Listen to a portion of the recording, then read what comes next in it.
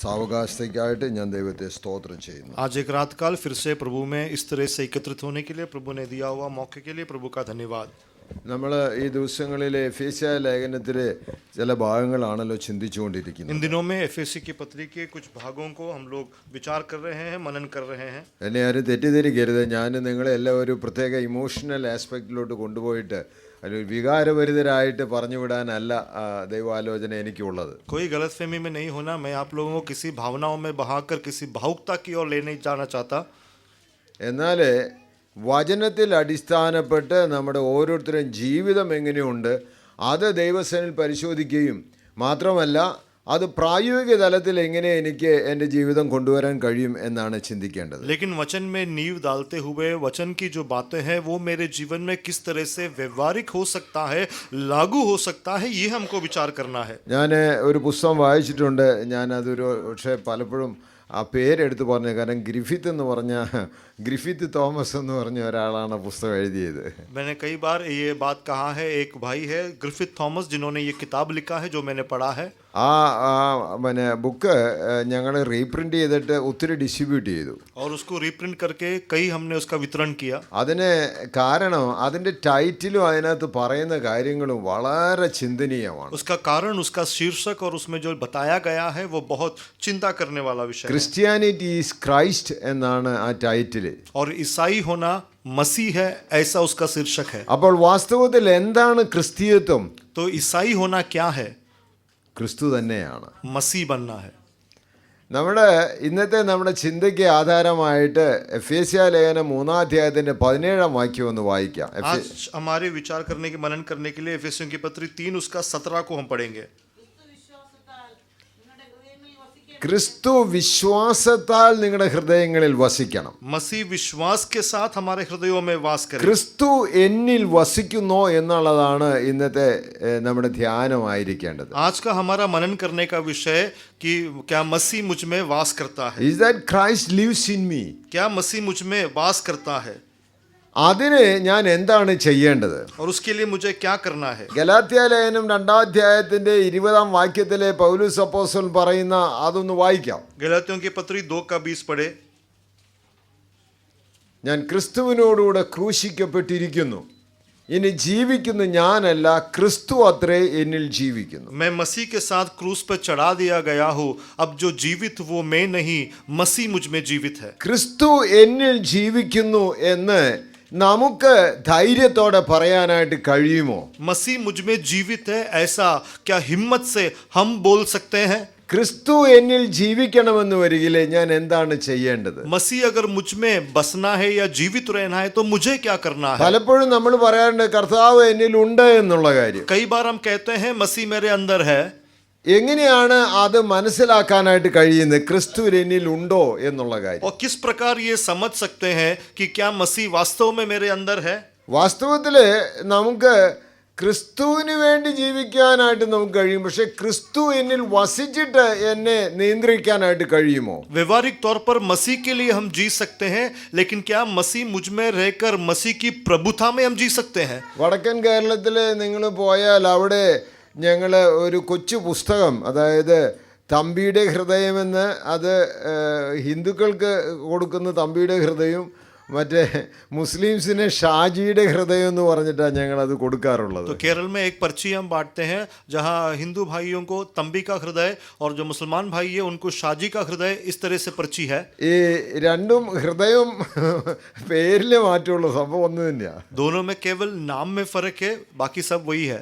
എന്നാൽ ഈ തമ്പി കർത്താവിലേക്ക് വരുന്നതിന് മുമ്പേ പുള്ളിയുടെ ഹൃദയം അതിനൊരു ചിത്രമുണ്ട്. लेकिन तंबी जो है वो मसीह में आने से पहले उसका जो हृदय है उसका एक चित्र है. ആ ചിത്രത്തിൽ വരുന്നതിന് യേശു ഹൃദയത്തിൽ വരുന്നതിന് മുമ്പേ പിശാച് ഇങ്ങനെ വാഴുന്ന ഒരു ചിത്രമാണുള്ളത്. और उस चित्र में यीशु मसीह उसके हृदय में आने से पहले शैतान प्रभुता करता है, ऐसा एक चित्र है. ആ ഈ പിശാച് വാഴുമ്പോൾ അതിൻ്റെ ചുറ്റിലും കാണുന്നത് ഇത് മയിലുണ്ട്, ആഡംബരത്തെ കുറിക്കുന്നത്. और जब ये शैतान प्रभुता करते हो तो उसमें जो है मोर का एक चित्र है जो हमारा आडंबर को दिखाता है. പാമ്പുണ്ട്, സർപ്പമുണ്ട്, അത് പിന്നെ വിഷമുള്ളത് കൊത്താനായിട്ട് നമ്മുടെ और उसमें सांप है, यानी जिसमें जहर है जो डंक मारने के लिए तैयार है। തവളയുണ്ട്, അത് ചതിക്കാനായിട്ട് നാക്ക് നീട്ടിയിരിക്കുക, പാറ്റകളെല്ലാം വന്നിരിക്കുമ്പോൾ പെട്ടെന്ന് കഴിക്കും അതിനെ और കാണിക്കാനായിട്ട്. उसमें मेंढक है जो चतुराई या फिर जो हमें छल को दिखाता है। അതേപോലെ മുട്ടനാടുണ്ട് ഇടിക്കാനായിട്ട്. और उसी तरह से वहाँ भेड़ है जो हमें सर से मार सकता है। അങ്ങനെയുള്ള എല്ലാം കൂടെ നിറഞ്ഞ ഒരു ഹൃദയമാണ് തമ്പിയുടേത്. इस तरह से सब कुछ भरा हुआ एक हृदय है जो तंबी का हृदय है। എന്നാൽ തമ്പിയുടെ ഹൃദയത്തിലേക്ക് കർത്താവ് വരാനായിട്ട് തുടങ്ങിയപ്പോൾ വന്ന മാറ്റമാണ്. लेकिन तंबी के हृदय में जब यीशु मसीह आते हैं तब उसमें जो बदलावट होता है। പിശാചുവാണ് മറ്റെല്ലാ ജാതി മൃഗങ്ങളും ഉള്ള അതിൻ്റെതായുള്ള സ്വഭാവങ്ങൾ കാണിക്കുന്ന രീതിയായിരുന്നപ്പോൾ തമ്പിയുടെ മുഖം ഇങ്ങനെ കറുത്തിരുണ്ടതായിരുന്നു. और जब शैतान उसके हृदय में प्रभुता करता था और सारे जानवर जिसका स्वभाव उसके जीवन में था, वो जब उसके अंदर था, उसका मुंह जो है वो काला था।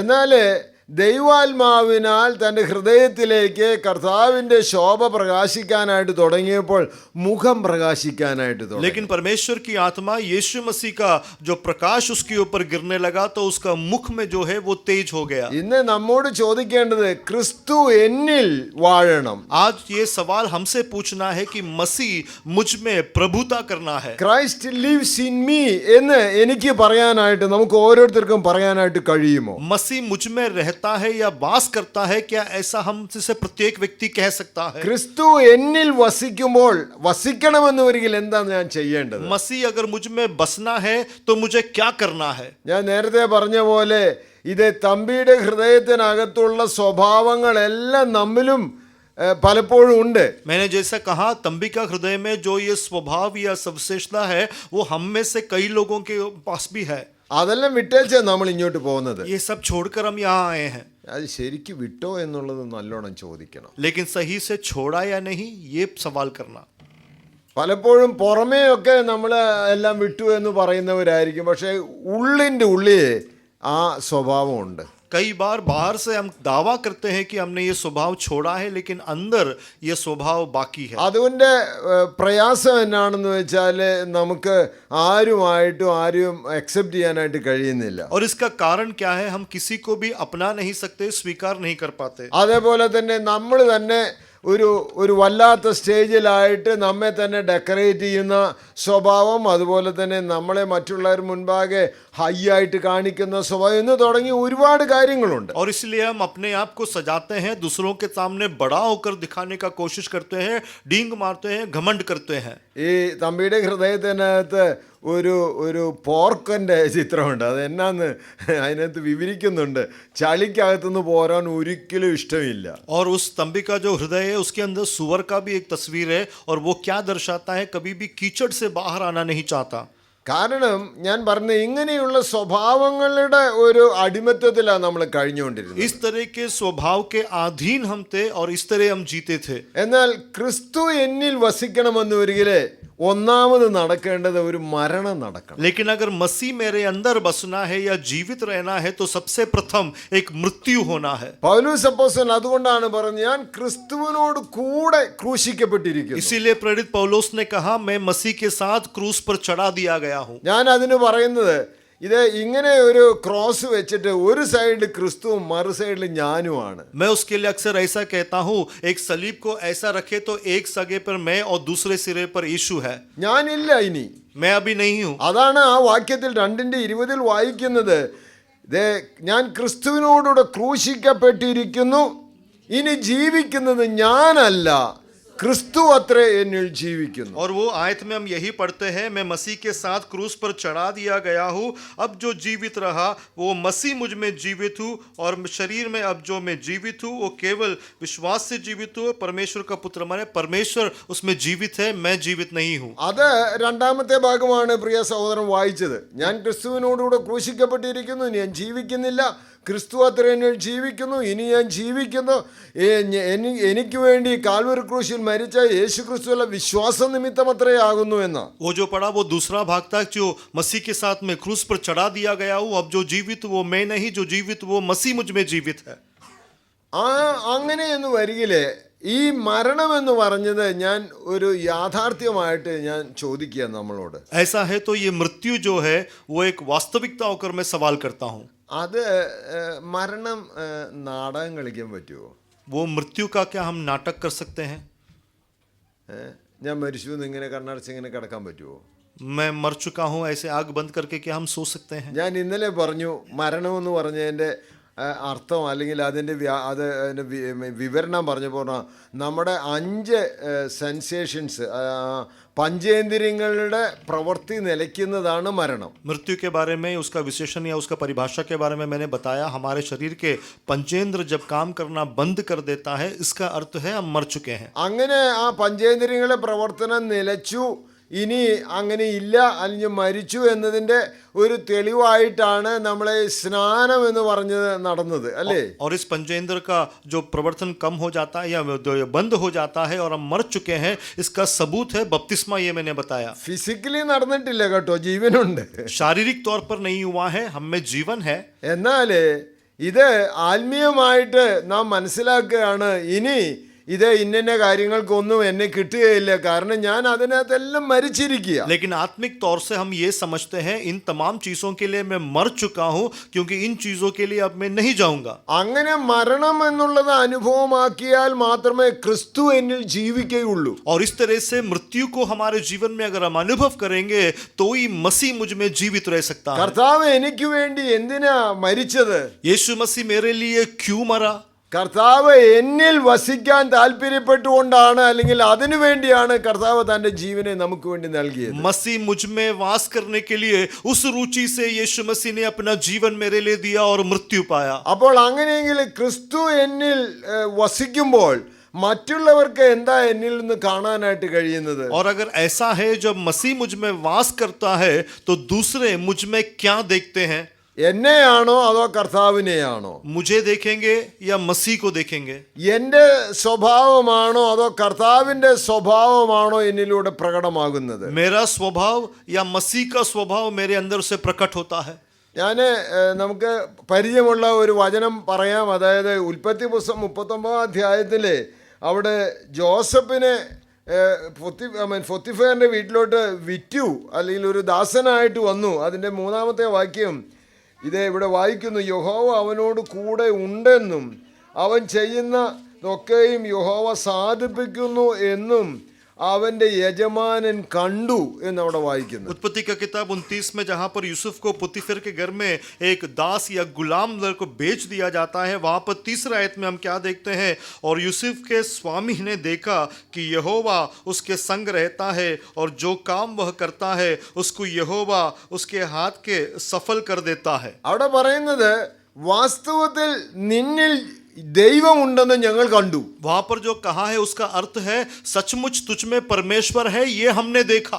അത് അവന്റെ പെരുമാറ്റത്തിൽ, ഇടപാടിൽ, അവന്റെ വിശ്വസ്തതയിൽ, അവന്റെ സ്വഭാവത്തിൽ എല്ലാം പ്രകടമായി. ये उसके स्वभाव में, उसके काम करने के तरीके से, उसके बोलचाल से, उसका जो ढंग है, इन तमाम चीजों से ये प्रकट हुआ. ഇതാണ് നമുക്ക് ചോദിക്കേണ്ടത്. വാസ്തവത്തിൽ ക്രിസ്തു എന്നിൽ വസിക്കുന്നു എന്നുള്ളത് മറ്റുള്ളവർക്ക് കാണാനായിട്ട് കഴിയുമോ? यही सवाल हमको करना है कि सचमुच मसीह मुझ में जीवित है, क्या ये दूसरे देख पाते हैं?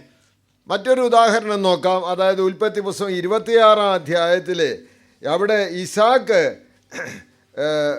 ഫെലിസ്ത്യ ദേശത്ത് ചെന്ന് താമസം ആരംഭിച്ചു. दूसरा एक उदाहरण देखेंगे. उत्पत्ति का जो वचन है उसमें 26वें आयत में इसहाक जो फिलिस्ती देश में जाके बसता है. എന്നാൽ ഫെലിസ്ത്യര് ഈ പുള്ളിയെ ഭയങ്കരമായിട്ട് ഉപദ്രവിക്കാൻ തുടങ്ങി. और फिलिस्ती बहुत उसको क्लेश देने लगे.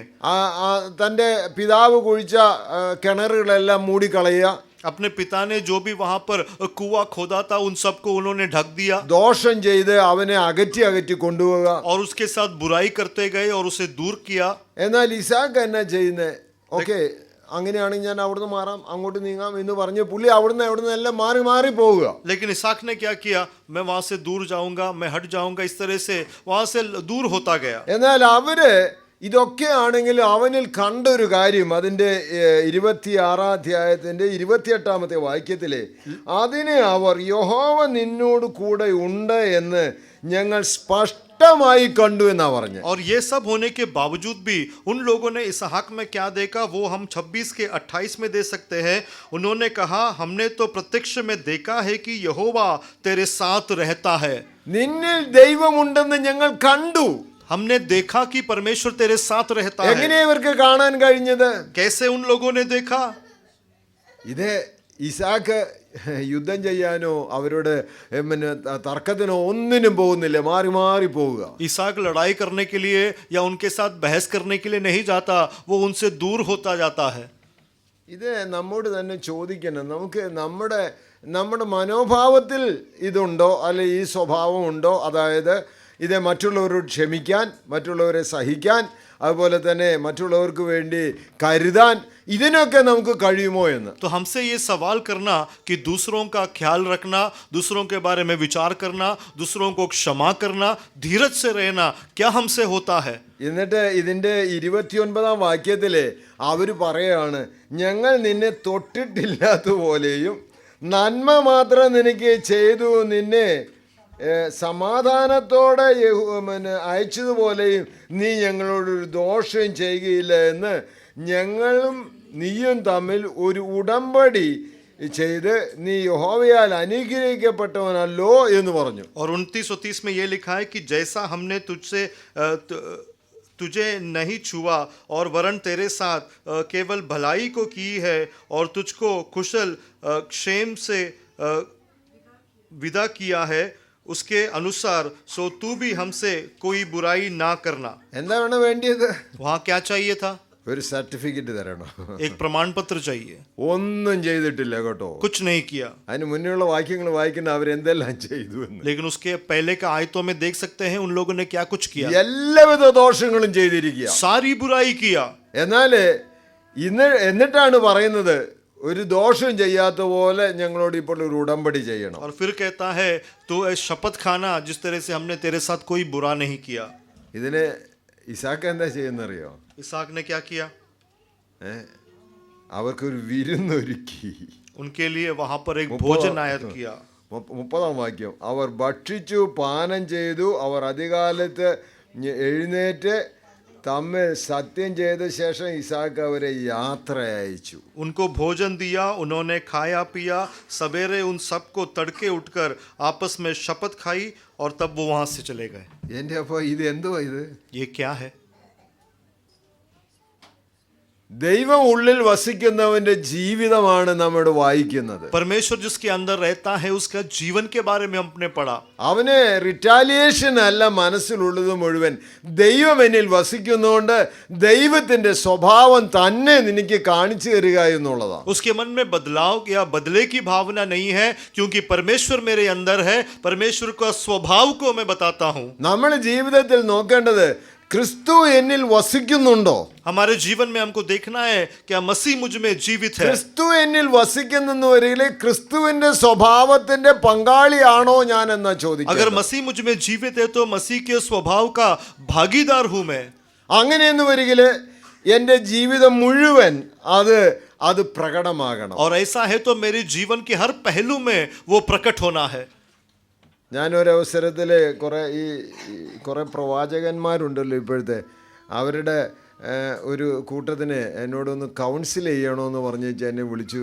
അവർ ചരൽക്കുന്ന് മീറ്റിംഗ് അവിടെ വെച്ചായിരുന്നു, ഞാൻ അവിടെ പോയിരുന്നു. एक बार चरलकुल नाम जगह में एक महासभा हुआ जहाँ पर जो भविष्यवक्ता लोग हैं उन लोगों को सलाह देने के लिए या काउंसलिंग के लिए मुझे बुलाया गया. നിങ്ങൾ അവരെക്കുറിച്ച് കേട്ട് കാണൂ, ഫയർ വിങ്സ് എന്നൊക്കെ പറഞ്ഞ ടീമാണിത്. आप लोगों ने सुना होगा फायर विंग्स नाम टीम. അപ്പം ഞാൻ പറഞ്ഞു എനിക്ക് ഫയർ ഇങ്ങനെയൊന്നും എനിക്ക് അറിയില്ല. ഓ അല്ലല്ല സാർ വന്ന് ഞങ്ങളെ ഒന്ന് ഹെൽപ്പ് ചെയ്യണമെന്ന് പറഞ്ഞപ്പോൾ ഞാൻ പോയതാ. मैंने कहा मेरे में ऐसा फायर कुछ नहीं है, तो उन्होंने कहा नहीं ऐसा नहीं, आपको आना है, इसलिए मैं गया. അവരുടെ ടൈപ്പ് ഫയർ എനിക്കില്ലെന്നുള്ളൂ. उनके जैसा फायर मुझ में नहीं है. എനിവേ അവിടെ ചെന്നു, ഓരോരുത്തരെ ഫാമിലി ആയിട്ടാണ് അവർ കൗൺസിൽ ചെയ്യുന്നത്. और वहाँ जाके एक एक परिवार को काउंसिल करते हैं. ചിലരൊക്കെ അപ്പോൾ ഞാൻ ഓപ്പൺ അപ്പ് ചെയ്യാനായിട്ട് അവരോട് പറഞ്ഞപ്പോൾ എൻ്റെ അപ്പോൾ എനിക്ക് സങ്കടം തോന്നി. എന്നിട്ട് ഭാര്യ ചോദിക്കുക, ഈ മഹാൻ പ്രവചിക്കാൻ നിൽക്കുക, ഇത് എനിക്ക് വിശ്വസിക്കാൻ കഴിയുന്നില്ല എന്ന്. तो कुछ लोगों को मैंने बोला कि खुलकर बात करो, तब मुझे विश्वास नहीं हो, क्योंकि पत्नी कहती है ये व्यक्ति भविष्यवाणी देता है. അദ്ദേഹം പണ്ടെങ്ങാണ്ട് കണ്ട സിനിമയുണ്ട്. ആ സിനിമയുടെ ഇത് പറഞ്ഞു വെച്ചാൽ എന്നോട് പറയുന്ന അതേപോലെ നാടകം കളിക്കാൻ എനിക്കറിയാവോ? ഭാര്യ ചോദിക്കുക. पत्नी पूछती है कि इसने पहला कोई सिनेमा देखा था और उसके जैसा मुझे नाटक करने को बोलता है. मैंने तो देखा नहीं, मुझे पता भी नहीं. ഈ ടൈപ്പ് എൻ്റെ അപ്പോൾ ഞാൻ വിഷമിച്ചു പോയി. കർത്താവേ, ഇത് എന്തുവാ ഈ കാണിക്കുന്നത്? എന്നിട്ട് ഇദ്ദേഹം ഭയങ്കര പ്രസംഗം. और मुझे बहुत दुख हुआ कि ये लोग क्या कर रहे हैं और ये बहुत बड़ा प्रचार करता है. ഒരു ഭാര്യ പറഞ്ഞു, എൻ്റെ ഭർത്താവിന് എപ്പോഴും ഇതാണ്, പ്രവചനമൊക്കെ അവിടെ ഉണ്ട്, പക്ഷെ ഇവിടെ വന്നു കഴിഞ്ഞാൽ എടീന്ന് വിളിച്ചാൽ ഞാൻ ഉടനെ ഓടി വരണം. एक पत्नी ने ऐसा कहा कि मेरा पति जो है वहाँ प्रचार तो अच्छा करता है, लेकिन घर पे जब आता है जैसे ही मुझे बुलाएगा उसी समय मुझे वहाँ पहुँचना है. അവൾ പറഞ്ഞു, ഒരു ദിവസം എന്നോട് പറഞ്ഞു, പെട്ടെന്ന് വരണ്ടേ, വിളിച്ച ഉടനെ ഞാൻ ഓടി വന്നു, സൂസി എന്ന് വിളിച്ച് ഓടി വന്നു. एक बार मुझे बुलाया, तुरंत बुलाया, जैसे ही मेरा नाम लिया तुरंत मैं आ गई. അപ്പോൾ എന്താ സംഭവം എന്ന് വെച്ചാൽ കൊച്ചു പെടുത്തു, അതാ കാര്യം. അപ്പോൾ കൊച്ചിനെ അദ്ദേഹത്തിനൊന്നും അങ്ങോട്ട് എടുത്ത് മാറ്റി വെച്ചുകൂടായോ, അത് ചെയ്യാതെ എന്നെ വിളിച്ചു, ഞാൻ ഓടി വന്നു. तो क्या हुआ था, बच्चे ने सुसु किया था, अब वो उसको बच्चे को निकाल के या फिर वहाँ से उठा सकता था, वो नहीं किया, उसके जगह पे उसने मुझे बुलाया. എനിക്കൊന്ന് ശുശ്രൂഷയുണ്ടടി, എനിക്കൊന്നും വയ്യ, നീ കൊച്ചിനെ ക്ലീൻ ചെയ്യാന്ന് പറഞ്ഞു. मुझे यहाँ सेवगाई है, मैं बच्चे को साफ नहीं कर सकता, तू बच्चे को साफ कर. അങ്ങനെ ക്ലീൻ ചെയ്തു. साफ किया. അപ്പോൾ പിന്നെ പെട്ടെന്ന് ഓർഡർ, വേഗം കുളിക്കാൻ വെള്ളം എടുത്തു വെക്കുക, എനിക്ക് പോയി കുളിക്കണമെന്ന്. उसके बाद अगला निर्देश आया, जल्दी से पानी गर्म कर ले, मुझे नहाना है. ആ പുള്ളിക്കാരി പറഞ്ഞു, വിളിച്ച ഉടനെ ഞാൻ വെള്ളം കോരിക്കൊണ്ടിരിക്കുകയായിരുന്നു, ഞാൻ കയറും ബക്കറ്റും ഇട്ട് ഓടിപ്പോന്നു, അതെല്ലാം കൂടെ കയറ്റിപ്പോയി. तो उसने कहा जब तुमने पुकारा तब मैं कुएं से पानी निकाल रही थी, अब बकेट और रस्सी दोनों गिर गया, अब कुछ नहीं हो सकता. എനിക്ക് ഉടനെ കുളിക്കാൻ വെള്ളം എടുക്ക്. नहीं, मुझे अभी नहाना है, पानी ले. പുള്ളിക്കാരി പറഞ്ഞു, നീ കിണറ്റി ചാടി കുളിച്ചോ, എനിക്ക് രക്ഷയില്ല. उसने कहा कि कुएं में कूद कर नहा ले, अब कोई बात नहीं हो सकता. ഞാൻ പറഞ്ഞതിന്റെ താല്പര്യം, कहने का तात्पर्य, ക്രിസ്തു എന്നിൽ വസിക്കുന്നെന്ന് വരികിലെ ഞാൻ എൻ്റെ ജീവിതവും എൻ്റെ ദൈനംദിന പ്രവൃത്തിയും ഒരുപോലെ കാണാനായിട്ട് കഴിയണം. मसीह अगर मुझ में जीवित है तो मेरा स्वभाव और मेरा रोजमर्रा का जो आदत है वो एक समान होना है. ഞാൻ വാസ്തവത്തിൽ ക്രിസ്തുവിനാൽ നയിക്കപ്പെടുന്നയാളായിട്ട് മാറണം. मुझे मसीह के द्वारा अगुवाई होने वाला व्यक्ति बनना है. ഇത് സ്റ്റേജിലല്ല, നമ്മുടെ ദൈനംദിന ജീവിതത്തിലെ, और ये जो मंच पर नहीं, लेकिन हमारी रोज के जीवन में, നമ്മുടെ ഭക്ഷണം ഉണ്ടാക്കുന്നതോ തൂത്തുവാരുന്നതോ എന്ന് തുടങ്ങി ഞാൻ അതിനെക്കുറിച്ച് പറയേണ്ടത് നിങ്ങൾക്കറിയാം. നമ്മുടെ കുടുംബത്തിൽ എന്തെല്ലാം വേണോ അതിനെല്ലാത്തിനും തയ്യാറാകാൻ, അങ്ങനെ രണ്ടുപേരും ഒരുമിച്ച് അങ്ങനെ പറ്റുമോ? खाने का विषय हो या झाड़ू लगाने का विषय हो, सफाई का जो विषय हो, घर में जो भी बात है, इसमें दोनों क्या साझेदारी या भागीदारी से कर सकते हैं. ക്രിസ്തു എന്നിൽ വസിക്കുന്നെന്ന് വരികിലെ എൻ്റെ ജീവിതം മുഴുവൻ ക്രിസ്തുവിനാൽ പ്രശോഭിതമാണ്. अगर मसीह मुझ में वास करता है तो मेरा पूरा जीवन जो है यीशु मसीह के माध्यम से वो शोभित है. അതിനാണ് ഞാൻ പറയുന്നത് കൺവേർഷൻ അല്ലെങ്കിൽ മാറ്റം സംഭവിച്ചു എന്ന്. और इसके लिए मैं कहता हूँ परिवर्तन हुआ या बदलावट हुआ. ക്രിസ്തുവിനോട് കൂടെ ജീവിക്കുന്ന അനുഭവമാണുള്ളത്. मसीह के साथ जीने का കാരണം अनुभव, ക്രിസ്തു എന്നിലുണ്ട്. क्योंकि मसीह मुझ में है. ഇത് ക്രിസ്തുവിന് വേണ്ടി പൂർണ്ണമായിട്ടും കൊടുക്കാതെ പപ്പാതി കൊടുത്താൽ പിന്നെ എന്നെ ഉണ്ടാകുക? मसीह के लिए पूरा ना देते हुए अगर आधा आधा देते हैं तो कैसा होगा? ഇടയ്ക്കിടയ്ക്ക് ഇതിങ്ങനെ കയറി വരിക പഴയ സ്വഭാവം. बीच बीच में पुराना स्वभाव निकल कर आता है. ഒരു വെള്ളക്കാരനെ ഞാനിങ്ങനെ കൗൺസിൽ ചെയ്യേണ്ടി വന്നു. അപ്പോൾ അദ്ദേഹത്തോട് ചോദിച്ചു, നമ്മൾ പിന്നെ എന്താ ചെയ്യുന്നത്? പുള്ളി പറഞ്ഞു, ഞാൻ പാസ്റ്ററാ. एक गोरे को मैंने काउंसिल किया तो मैंने उसको पूछा आप क्या करते हो? उन्होंने कहा मैं पासवान हूँ. അദ്ദേഹം പാസ്റ്ററാന്ന് മാത്രമല്ല പറഞ്ഞ്, I am putting 40 hours but they are paying for me only 20 hours. और इतना ही नहीं, उन्होंने कहा मैं 40 घंटे देता हूँ, लेकिन केवल 20 घंटे के लिए वो मुझे तनख्वाह देते हैं. ഞാൻ പറഞ്ഞു, അത് ഞാൻ ചോദിച്ചില്ലല്ലോ, നിങ്ങൾ എന്താ ചെയ്യുന്നല്ലേ ചോദിച്ചത്. मैंने कहा मैंने तो ये पूछा नहीं, मैंने सिर्फ इतना पूछा आप क्या करते हो. പുള്ളി പറഞ്ഞു, എനിക്ക് സമയമില്ല, എനിക്ക് വേണ്ടി പ്രാർത്ഥിക്കണം, എന്നിലൊരു ബോധമുണ്ടെന്ന് എനിക്ക് തോന്നുന്നു, പ്രാർത്ഥിക്കണമെന്ന്. उन्होंने कहा मेरे पास समय नहीं है, मेरे लिए प्रार्थना करना, मुझे लगता है मेरे अंदर अशुद्ध आत्मा है.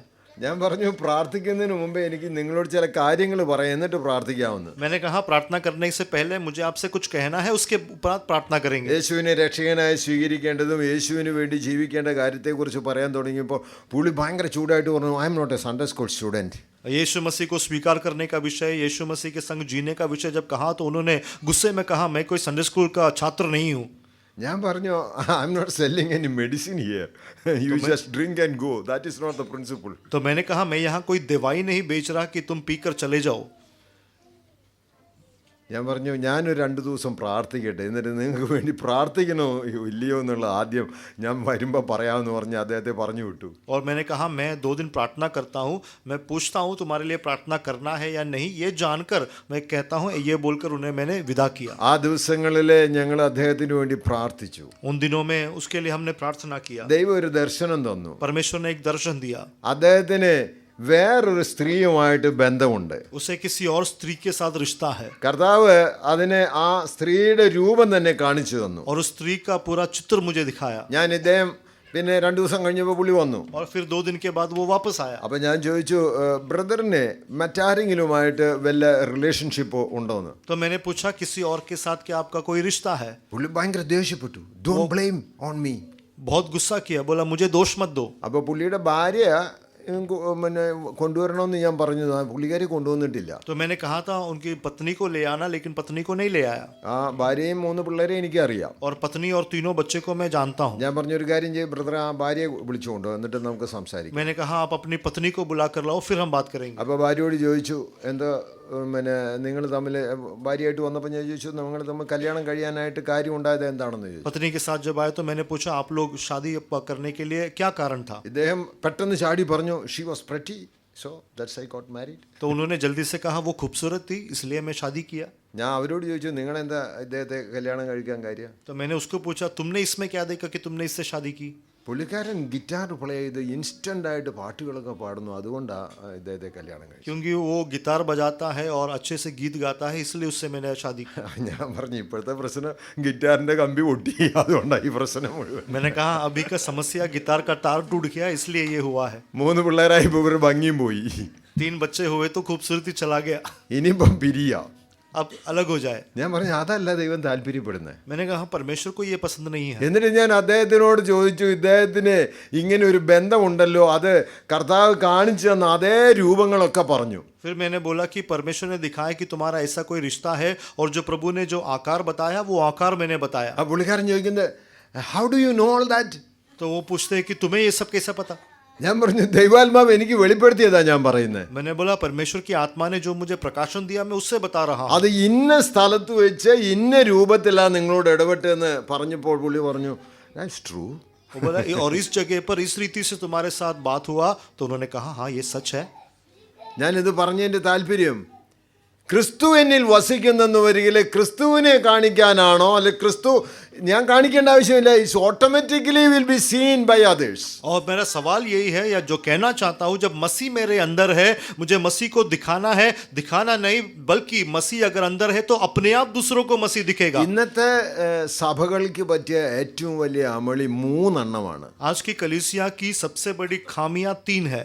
ഒന്ന്, നമ്മുടെ ആളുകളുടെ ധാരണ മുഴുവൻ ആളുകൾ കുറേ ഉണ്ടെങ്കിൽ, ക്രൗഡ് ഉണ്ടെങ്കിൽ അത് അവിടെ ആത്മീയം ഉണ്ടെന്നാ. हमारा लोगों का एक मानना है, जहाँ भीड़ है वहाँ आत्मिकता है.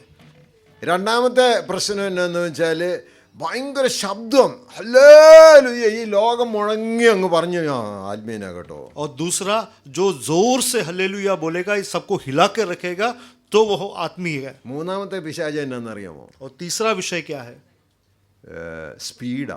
ഒരു കാര്യം സമയമില്ല കേട്ടോ, സമയമില്ല, പെട്ടെന്ന് പെട്ടെന്ന് കാര്യം പെട്ടെന്ന് പോവുക, ഒന്നിനും നേരമില്ല. वेगता या तेज, किसी के लिए समय नहीं है, सब जल्दी जल्दी करना है. ഞാൻ പറഞ്ഞത്, നമുക്ക് ദൈവസന്നിധിയിൽ അടുത്ത് വന്നിട്ട് ആൾക്കൂട്ടത്തിലൊന്നും ആത്മീയതയില്ല, അത് അങ്ങനെ തെറ്റിദ്ധരിക്കരുത്. तो परमेश्वर की उपस्थिति में जब हम आते हैं, भीड़ में आत्मिकता नहीं है, इसका कोई गलतफहमी नहीं रखना. വയനാട് മീനങ്ങാടിയിൽ ഞങ്ങളുണ്ടായിരുന്നപ്പോൾ അവിടെ ഞാൻ ശുശ്രൂഷ കൊണ്ടിരുന്നപ്പോൾ ഒരു സഹോദരൻ ഇടയ്ക്ക് ഹല്ലേലൂയ ഹല്ലേലൂയ എന്ന് ഇടയ്ക്കിടയ്ക്ക് പറയുന്നുണ്ട്. वयनाड में मीनंगाड़ी में जब हम लोग सेवा करते थे, एक भाई था. പിന്നെ അതിനും അപ്പുറം എന്താ ഈ നമ്മുടെ കബനിപ്പുഴയുടെ അടുത്ത് कवनी पड़े के वहां पर जब संगति होता था, बीच में एक भाई था जो अक्सर बीच बीच में जोर से हल्लेलुया हल्लेलुया बोलता था, പിന്നെ ശബ്ദമില്ല, പിന്നെയും കുറച്ച് കഴിഞ്ഞിട്ട് ഹല്ലേലൂയ ഹല്ലേലൂയ എന്ന് പുള്ളി പറയും. और फिर कोई आवाज कुछ देर तक नहीं आता, फिर एकदम से फिर से हल्लेलुया हल्लेलुया बोलता. അപ്പോൾ അത് എന്താണെന്ന് അറിയാനായിട്ട് ഞാൻ അങ്ങോട്ട് പ്രസംഗത്തിൽ നിന്ന് നിർത്തിയിട്ട് അങ്ങോട്ട് ചെയ്യുന്നത് എന്താ വിവരം എന്ന് അറിയണ്ടേ. तो क्या है जानने के लिए मैं प्रचार रोककर मैं उसके पास गया. അപ്പോൾ പുള്ളി തലകുനിച്ചിരുന്ന് എന്നാ ചെയ്യുന്ന അറിയാം. പുള്ളിക്ക് ഒരു കൊച്ചു കടയുണ്ട്. ആ കടയിൽ പലർക്കും സാധനങ്ങൾ പുള്ളി പിന്നെ കടം കൊടുത്തിട്ടുണ്ട്.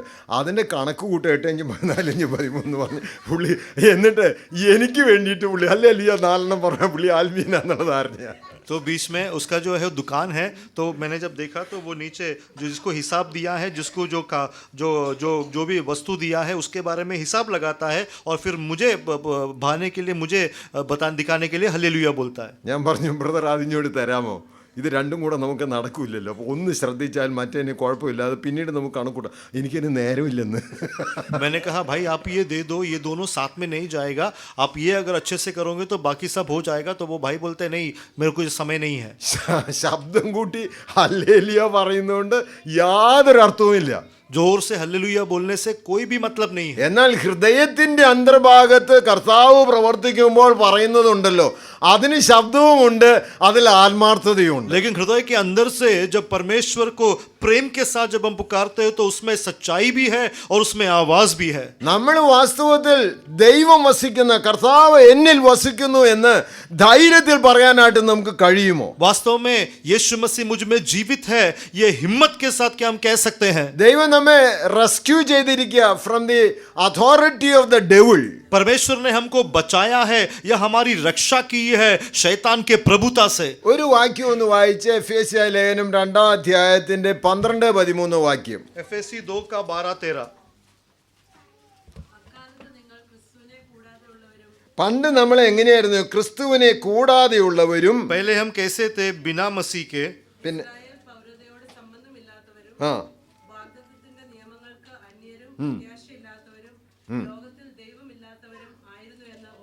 എന്താ ഓർക്കേണ്ടത്? क्या स्मरण रखना है? നമ്മൾ ഈ വഴിക്ക് ഒന്നും സാധ്യതയില്ലാത്ത ആളുകളായിരുന്നു. यहाँ लिखा हुआ किसी भी चीज के लिए कोई भी हमारा विकल्प नहीं था या अवसर नहीं था.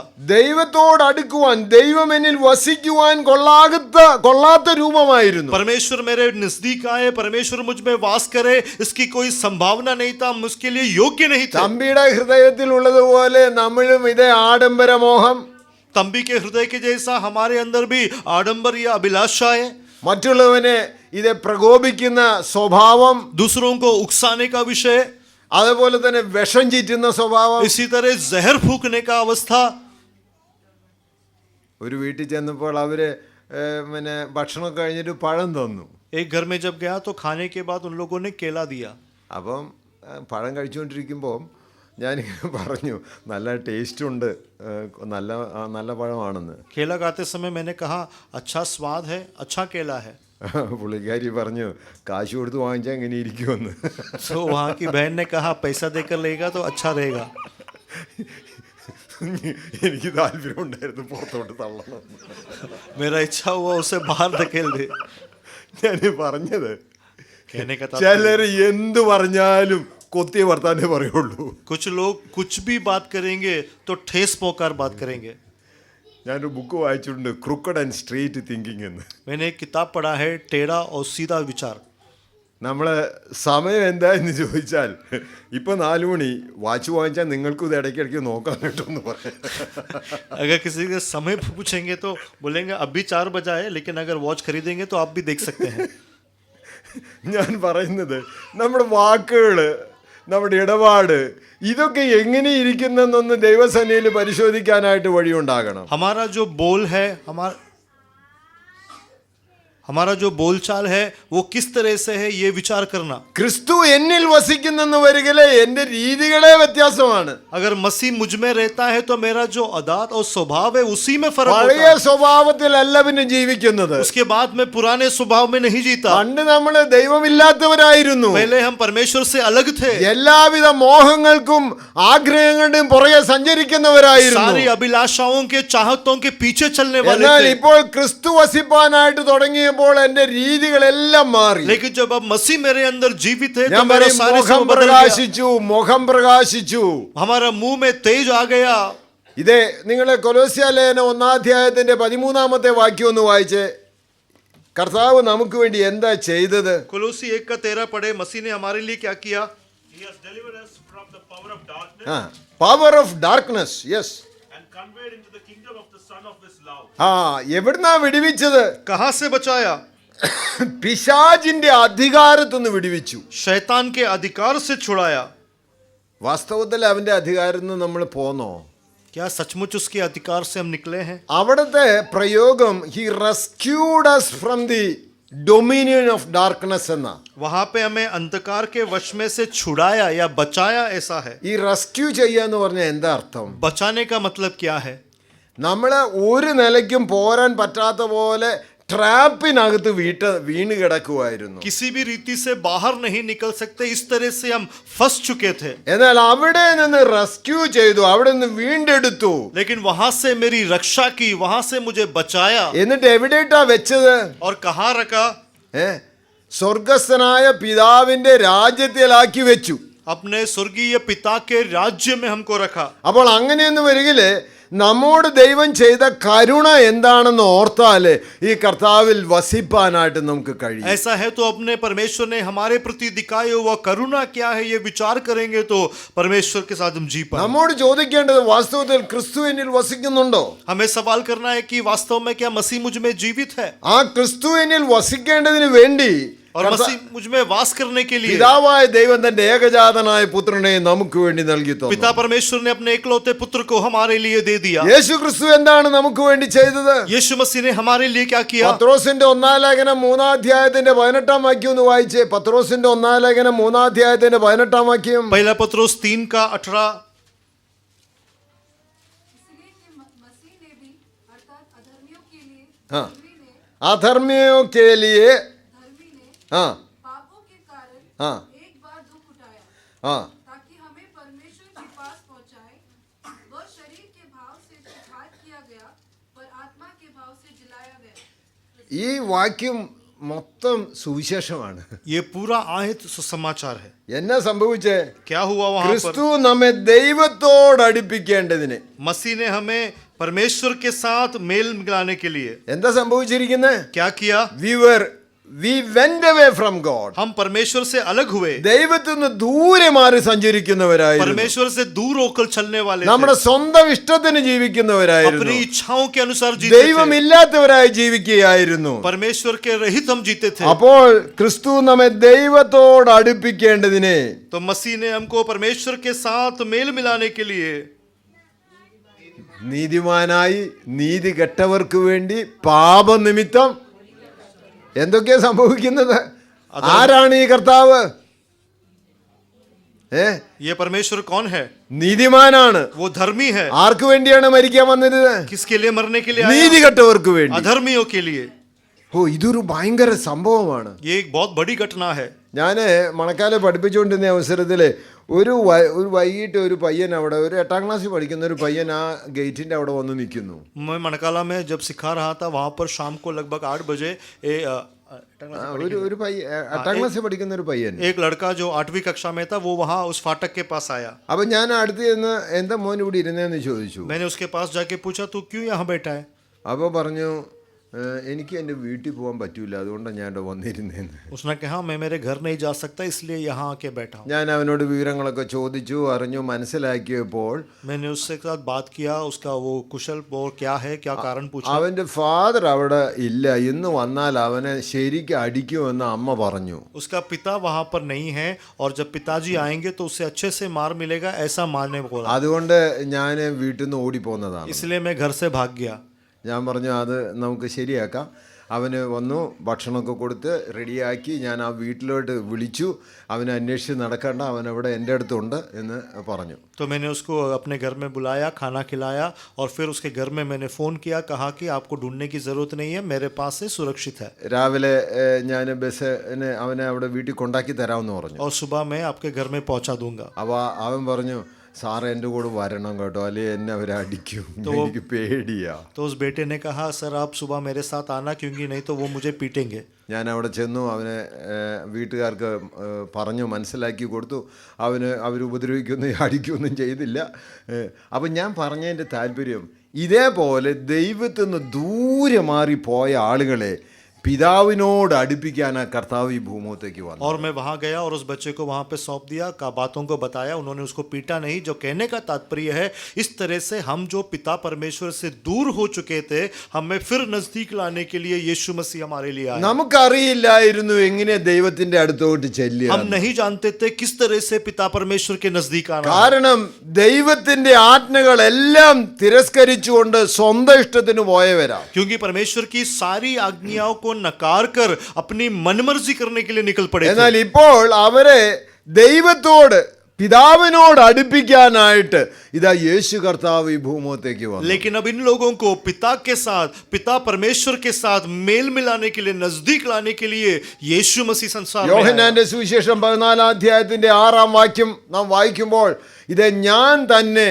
വഴിയും സത്യവും ജീവനുമാകുന്നു. യോഹന്നാ का सुसमाचार 14:6 में हम पढ़ते हैं, मैं ही मार्ग हूँ, सत्य और जीवन हूँ. രണ്ടാം ഭാഗം, എന്നിലൂടെ അല്ലാതെ ആർക്കും പിതാവിങ്കിലേക്ക് എത്തുവാനായിട്ട് കഴിയുകയില്ല. मेरे अलावा कोई भी परमेश्वर पिता के पास पहुंच नहीं सकता. എന്താ വഴി?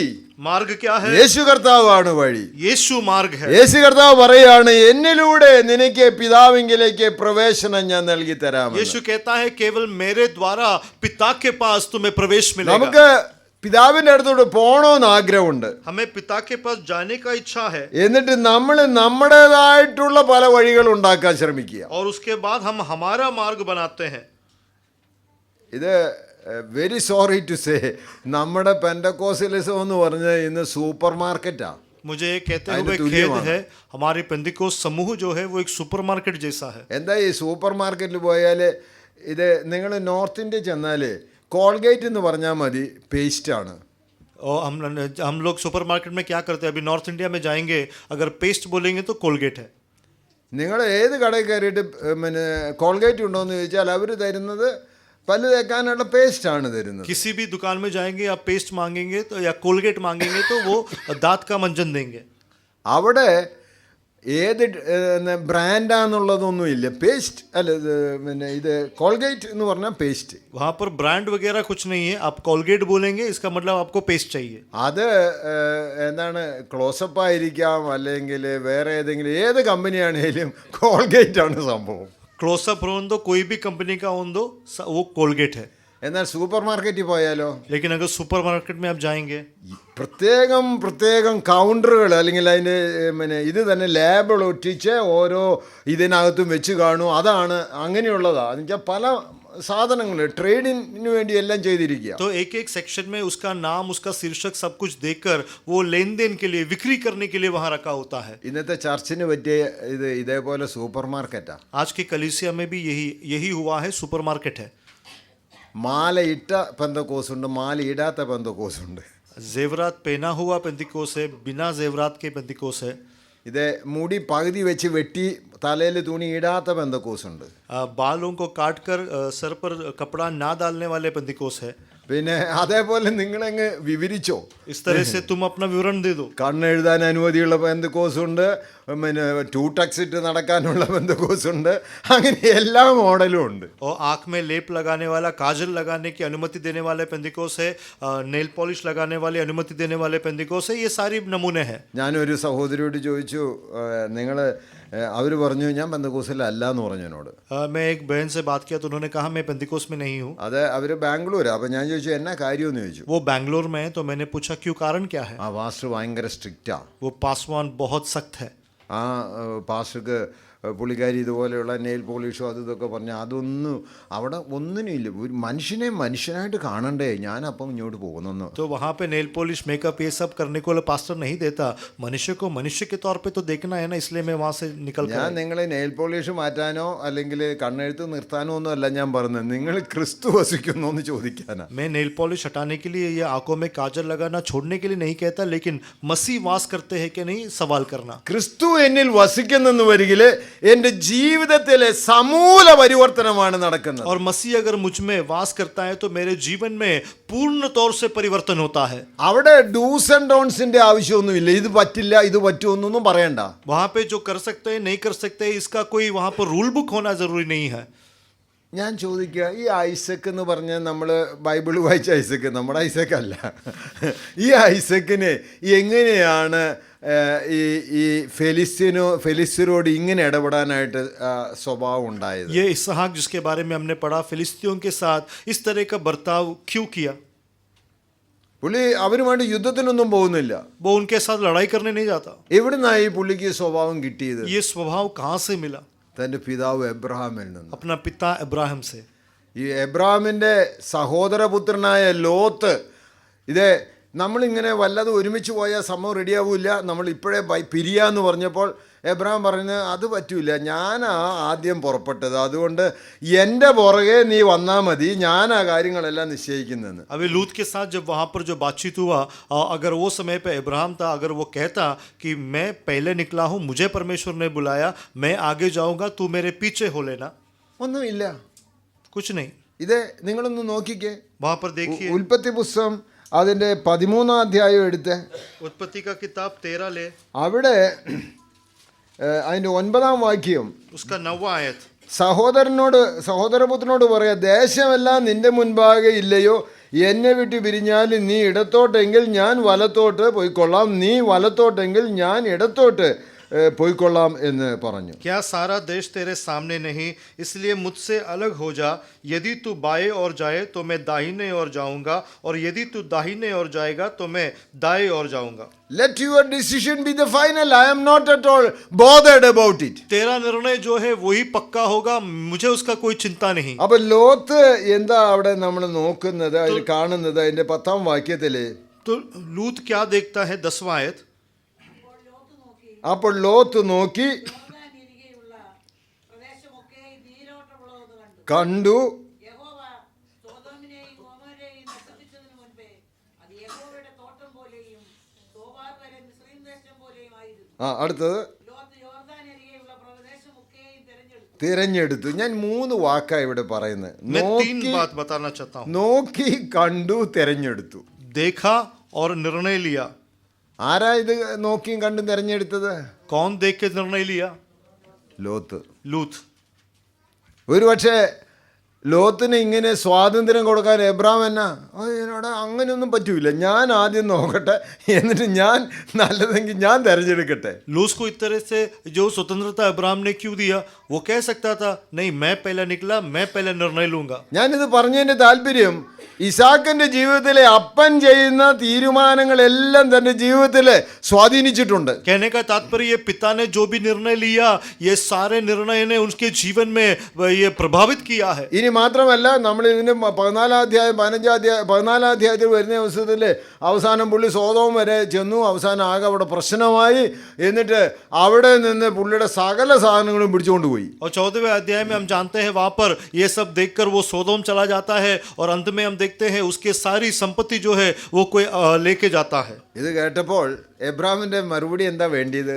ये जब हुआ तो अब्राहम का जवाब क्या होना चाहिए था? എടാ, എനിക്കതൊക്കെ വേണം, ये सब होना चाहिए. എന്നെ വിട്ട് പോകുമ്പോൾ ആലോചിക്കണമായിരുന്നു. मुझे छोड़कर गया तब चिंता करना था. അനുഭവിക്കേ. अब अनुभव करो. അല്ല, नहीं.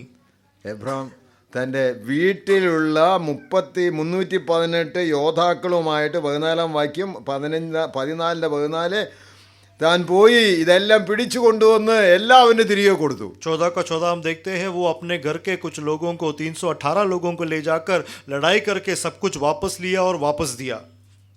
എന്താ എബ്രാമിൻ്റെ സ്വഭാവം? इब्राहिम का स्वभाव कैसा है? ദൈവം എന്നിൽ വസിക്കുന്നതുകൊണ്ട് പ്രിയ സഹോദര, ഞാൻ എനിക്ക് ഒരു ഉപദ്രവം ചെയ്യാൻ പോകുന്നില്ല. परमेश्वर मेरे अंदर वास करता है, इसलिए मैं तेरे खिलाफ कोई बुराई नहीं करूंगा. നമ്മുടെ ഓരോരുത്തരുടെയും ജീവിതത്തിൽ ക്രിസ്തു വസിക്കുന്ന അനുഭവം ഉണ്ടാകണം. हमारे सबके जीवन में यीशु मसीह वास करने वाला अनुभव होना चाहिए. അപ്പോഴാണ് പെരുമാറ്റവും ഇടപാടും എല്ലാം മാറി വരുന്നത്. तब हमारा बर्ताव, हमारा लेन देन सब बदलेगा. ജോസഫിന്റെ അനുഭവം നോക്കിക്കേ. यूसुफ का अनुभव देखो. സഹോദരന്മാരെല്ലാം വന്നു. भाई लोग सब आए. എല്ലാവരും നിക്ക് കാര്യം പറയാം. रुको रुको, मैं बोलता हूँ. നിനക്കൊക്കെ എൻ്റെ കയ്യിലുണ്ട്, രണ്ട് വടി എൻ്റെ കയ്യിലുണ്ട് അടിക്കാൻ. दो छड़ी मेरे पास है मारने के लिए। ഉൽപ്പത്തി പുസ്തകം 45 അധ്യായത്തിന്റെ 5-ാം വാക്യം വായിച്ച് उत्पत्ति 45 का 5 को पढ़िए। അവിടെ എന്താണ് ജോസഫ് ഇവരോട് പറയുന്നത്? वहां पे यूसुफ इन 4 लोगों को മുതൽ क्या വായിക്കണം, 4 മുതൽ. कहता है? 4 से पढ़ना। യോസഫ് സഹോദരന്മാരോട് ആ ഇങ്ങോട്ട് അടുത്ത് വരുവീൻ എന്ന് പറഞ്ഞു. ആ അവർ അടുത്ത് ചെന്നപ്പോൾ അവൻ പറഞ്ഞത്, ആ നിങ്ങൾ മിസ്രയീമിലേക്ക് വിറ്റുകളഞ്ഞ നിങ്ങളുടെ സഹോദരൻ യോസഫ് ആകുന്നു ഞാൻ. ഇപ്പോഴും നിങ്ങൾ ഈ മറ്റ് സഹോദരന്മാരെയൊക്കെ മുഖം ഒന്ന് കണ്ടു നോക്കി. अब दूसरे भाई लोगों का चेहरा जरा आप विचार करो, संकल्प करो। കണ്ണ് തള്ളിയെന്ന് നമ്മൾ പറയുന്ന പോലെ ഇവനിൽ എൻ്റെ അപ്പാ हम बोलते हैं ना, ജോസഫോ. हम कहते हैं ना आंख फट गए, उस तरह से वो देख रहे, अरे ये कौन, यूसुफ। എന്നാൽ ജോസഫ് എന്താ പറയുന്നത്? വായിച്ചേ. लेकिन यूसुफ क्या कहता है, आगे पढ़िए। എന്നെ ഇവിടെ വിറ്റത് കൊണ്ട് നിങ്ങൾ വ്യസനിക്കേണ്ട, ആ. വിഷാദിക്കുകയും വേണ്ട. ആ ജീവരക്ഷയ്ക്കായി ദൈവം എന്നെ നിങ്ങൾക്ക് മുൻപേ അയച്ചതാകുന്നു. എൻ്റെ പ്രിയ സഹോദരന്മാരെ, ഇത് ദൈവത്തിന്റെ പ്രവൃത്തിയാണ്. നിങ്ങളിലൂടെ ഇടപെട്ടെന്നേ ഉള്ളൂ, കുഴപ്പമില്ലെന്ന്. मेरे प्रिय भाइयों, तुम्हें पछताने की जरूरत नहीं है, ये परमेश्वर का कार्य था, केवल तुम्हारे माध्यम से पूरा हुआ है। ദൈവം ഉള്ളിൽ വസിക്കുന്നവന്റെ രീതി, പെരുമാറ്റം, ഇടപാട് വളരെ വ്യത്യസ്തമാണ്. परमेश्वर जिसके अंदर वास करता है, उसका बर्ताव, उसका स्वभाव बहुत अलग है। ജോസഫ് അവരെ ആശ്വസിപ്പിക്കുക. यूसुफ जो है उनको आश्वासन देता है, എന്നാൽ ഈ സഹോദരന്മാരോ लेकिन ये भाई लोग, സൂത്രത്തിന്റെ സൂത്രക്കാരാ. ये चतुर और बहुत चतुर है। നിങ്ങൾ 50-ാം അധ്യായം വന്നേ. 50वें आयत അവിടെ ഈ അപ്പൻ മരിച്ചു, ജോസഫും കൂടെ ഉണ്ടായിരുന്നു, എല്ലാവരും കൂടെ കൊണ്ടുപോയിട്ട് അടക്കി.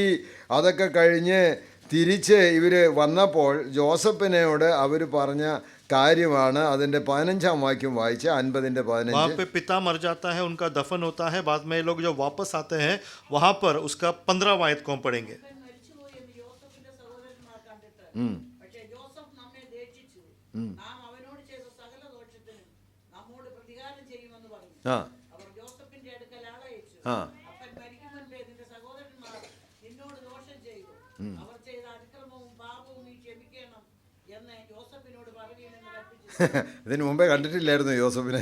इसके पहले क्या यूसुफ को नहीं देखा था? മരിക്കുന്നതിന് മുമ്പേ കണ്ടതാ. मरने से पहले देखा था। മരണാവസരത്തിലൊക്കെ ജോസഫ് അവിടെ ഉണ്ട്. मृत्यु के समय में भी वो वहाँ पर പിന്നെ था। ഇവരോട് മാത്രം രഹസ്യം പറഞ്ഞോ? क्या इन लोगों से कोई ऐसा रहस्य बोला? സൂത്രത്തിന്റെ സൂത്രമായത്. तो ये चतुराई का अधिक चतुर എന്നിട്ട് है।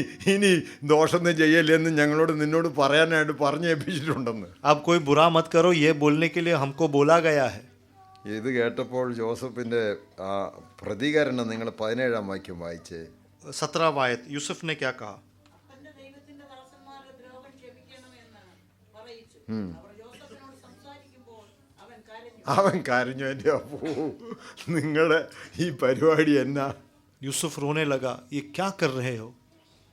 ദൈവം ഉള്ളിൽ വസിക്കുന്ന അവസരത്തിൽ നമുക്ക് പ്രതികാര ചിന്തയിലല്ല നമ്മൾ ഇടപെടുന്നത്, നേരെ തിരിച്ച് വി ഫീൽ പിറ്റി ഓൺ ദം. परमेश्वर जब हमारे अंदर होता है, हम बदले की भावना में किसी के साथ बर्ताव नहीं करते, हमें उनके ऊपर दया और सहानुभूति होता है। അവിടെ പറയുന്നത് ഇതാ, ഞങ്ങൾ നിനക്ക് അടിമകൾ എന്നൊക്കെ പറയുന്നുണ്ട്. അതിന് ജോസഫ്, നിങ്ങൾ എനിക്ക് ദോഷം വിചാരിച്ചു, ദൈവമോ, അതിൻ്റെ 20-ാം വാക്യമാണ്, ഇന്നുള്ളതുപോലെ ബഹുജനത്തിന് ജീവരക്ഷ വരുത്തേണ്ടതിന് അതിനെ ഗുണമാക്കി തീർത്തു. 20वां आयत, यद्यपि तुम लोगों ने मेरे लिए बुराई का विचार किया था, परंतु परमेश्वर ने उसी बात को भलाई का विचार किया। ദൈവം ഉള്ളിൽ വസിക്കുന്നവന്റെ പ്രതികരണം എന്ന് പറഞ്ഞത് ഇത് ദൈവിക ആലോചനയാണ്. ഇതെല്ലാം നിങ്ങൾ ഒന്നും വിഷമിക്കേണ്ട, ഞാൻ നിങ്ങളെ പോറ്റി പുലർത്തിക്കൊള്ളാമെന്നാണ് പറയുന്നത്. परमेश्वर जिसके अंदर है उसका प्रतिकरण कैसा है?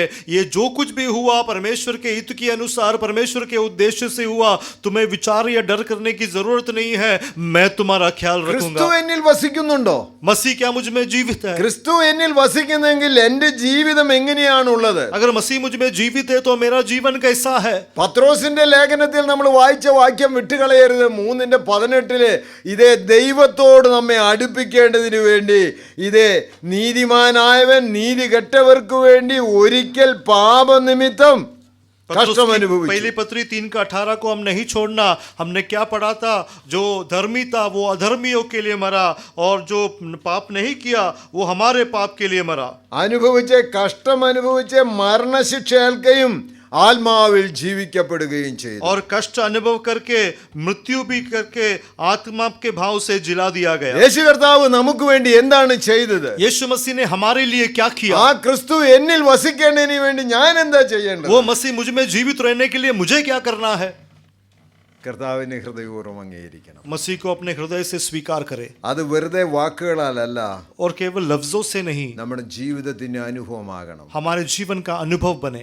അവിടെയാണ് ഞാൻ ക്രിസ്തുവിൽ ജീവിക്കുന്ന, ക്രിസ്തു എന്നിൽ ജീവിക്കുന്ന അനുഭവം ഉണ്ടാകുന്നത്. वहां पर मसीह मुझ में बसने का, मसीह मुझ में जीवित रहने का अनुभव होता है. ക്രിസ്തു എന്നിൽ ജീവിക്കുമ്പോൾ എന്റെ ജീവിതം മുഴുവൻ പരിപുഷ്ടിയുള്ളതായിട്ട് മാറുക. मसीह जब मुझ में जीवित होता है, मेरा पूरा जीवन जो है वो पुष्टि होता है. അതുകൊണ്ടാണ് എഫേസ്യ ലേഖനം 3:17 പൗലൂസിന്റെ പ്രാർത്ഥനയിലെ അവിടെ പറഞ്ഞ കാര്യം വളരെ ശ്രദ്ധേയമാണ്. ക്രിസ്തു വിശ്വാസത്താൽ നിങ്ങളുടെ ഹൃദയങ്ങളിൽ വസിക്കണം. और इसीलिए एफेसी की पत्री 3:17 में जो कहा है वो बहुत अहम है कि मसीह तुम्हारे हृदय में विश्वास से वास करे. എങ്ങനെയാ കർത്താവ് ഉള്ളിൽ വസിക്കുന്നത്? मसीह अंदर कैसे वास करता है?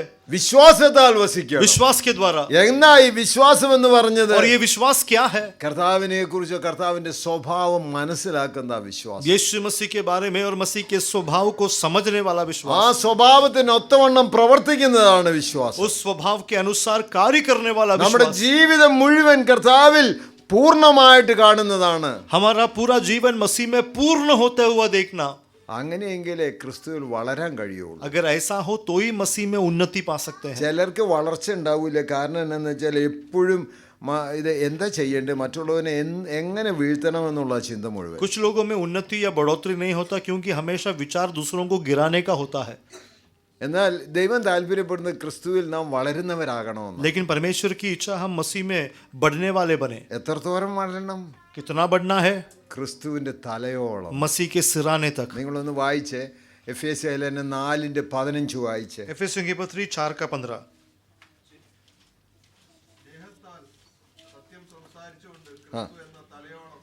സ്നേഹത്തിൽ സത്യം സംസാരിച്ചുകൊണ്ട് ക്രിസ്തു എന്ന തലയോളം സകലത്തിലും വളരണം. तो मसीह के सिराने तक सब में बढ़ना है. എങ്ങനെയാ ഇത് സംഭവിക്കേണ്ടത്? और ये कैसा पूरा होना है? സത്യം സംസാരിച്ചുകൊണ്ട്. सच्चाई बात करते എന്താ ഈ हुए. സത്യം സംസാരിക്കുക എന്ന് പറഞ്ഞാൽ? सच्चाई बात करने का मतलब പറഞ്ഞതിനപ്പുറം വേറെ ഒന്നുമില്ല. ഇറ്റ് ഈസ് ട്രൂ എന്നുള്ളതാ.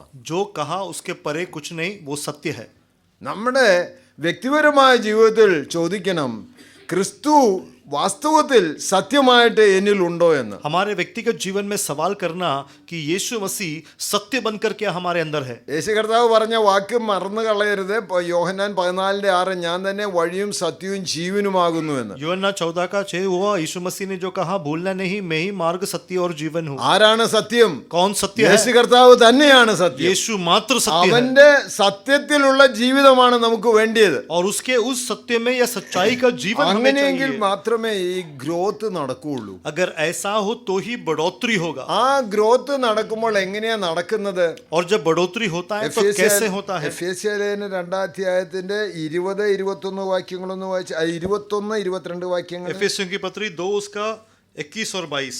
അവനിൽ കെട്ടിടം മുഴുവനും ആ യുക്തമായി ചേർന്ന് കർത്താവിൽ വിശുദ്ധ മന്ദിരമായി വളരുന്നു. ആ അവനിൽ നിങ്ങളെയും ദൈവത്തിന്റെ നിവാസമാക്കേണ്ടതിന് ആത്മാവിൽ ഒന്നിച്ച് പണിതു വരുന്നു. നിങ്ങളെയും നിവാസമാക്കേണ്ടതിന് he want to make a dwelling in you. उसे हमारे अंदर वास करना है.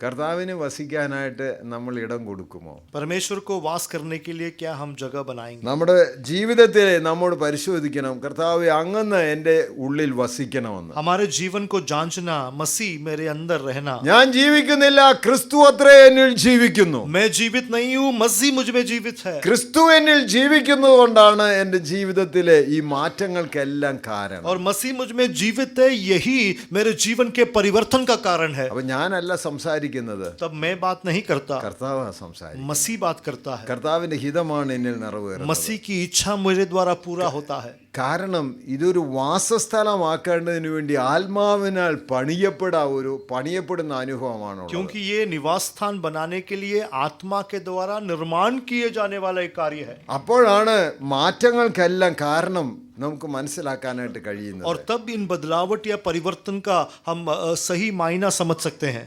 ഞാൻ ഒരിടത്ത് ഇത് ഈ കർത്താവ് ചോദിക്കുന്നുണ്ട്, ഇത് കൈ കഴുകാതെ ഭക്ഷണം കഴിച്ചതിനെക്കുറിച്ച് പരീശന്മാർ ചോദിച്ചപ്പോൾ പറഞ്ഞു, അതിനെക്കുറിച്ച് നിങ്ങൾ വിഷമിക്കേണ്ട, എന്നാൽ ഹൃദയത്തിനകത്ത് നിന്ന് ദുശ്ചിന്ത, വ്യഭിചാരം, ദൂഷണം, വടക്കുകണ്ണ് ഇതെല്ലാം വരുന്നു എന്ന് പറഞ്ഞപ്പോൾ അങ്ങനെയോ? तो एक जगह पे जहाँ पर वो चेलों ने जो बिना हाथ धोए खाना खाया तो फरीसी लोग सवाल करते हैं क्या इन्होंने जो किया वो सही है? तो यीशु मसीह कहता है जो इसका तुम चिंता ना करो, लेकिन हृदय के अंदर जो है, जो झगड़ा है, जो क्रोध है, जो ईर्षा है, व्यभिचार है, ये तब वो कहते हैं ऐसा है। ഹൃദയത്തിൽ നിന്ന് വരുന്നതിന് നമ്മൾ വേറെ ലോഷൻ ഒഴിച്ചിട്ട് ക്ലിയർ ചെയ്യാൻ വേറെ വഴിയില്ല. हृदय के अंदर से जो आता है वो किसी भी जरिए साफ हम नहीं कर सकते. ഈ വചനം കേൾക്കുമ്പോൾ തന്നെ ഇത് ലെവലിക്ക് കേൾക്കാതെ ഇരുന്നാലും ശരിയാവൂല. और ये वचन जब सुनते हैं उस समय में वचन सही से ना सुने तो भी नहीं होगा. പത്രോസിന്റെ 1-ാം അധ്യായത്തിന്റെ 1-2 വാക്യങ്ങളൊന്ന് വായിച്ചേ. पहली पत्रोस उसका 1 का 2. 1 പത്രോസ്, 1 Peter chapter 2 verse 1 and 2. 2 का 1 और 2. Therefore, laying aside all malice and deceit, hypocrisy, envy, and all evil speaking, as newborn babes, desire the pure milk of the word, that you may grow thereby. എന്താ പറഞ്ഞത്? इसलिए सब प्रकार का भेदभाव और घात और कपट और डाह और निंदा को दूर करके नए जन्मे हुए बालकों की नाई समान निर्मल आत्मिक दूध की लालसा करो, ताकि उसके द्वारा उद्धार पाने के लिए बढ़ते जाओ.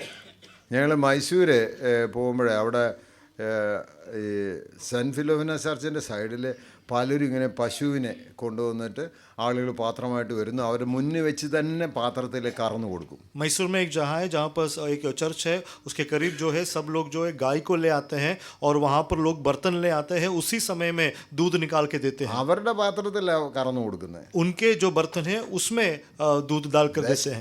പ്യുവർ മിൽക്കാണ് കൊടുക്കുന്നത്. सबसे उत्तम और एकदम निर्मल दूध. നിങ്ങളത് കൊണ്ടുപോയിട്ട് പാല് പിരിഞ്ഞു എന്ന് പറഞ്ഞ് ഇവിടെ വന്നാലേ അദ്ദേഹം പറയും, എടോ നിങ്ങളുടെ പാത്രത്തിൻ്റെ പ്രശ്നമാണ് ഇത്, പാലിൻ്റെ പ്രശ്നമല്ല ഇത്.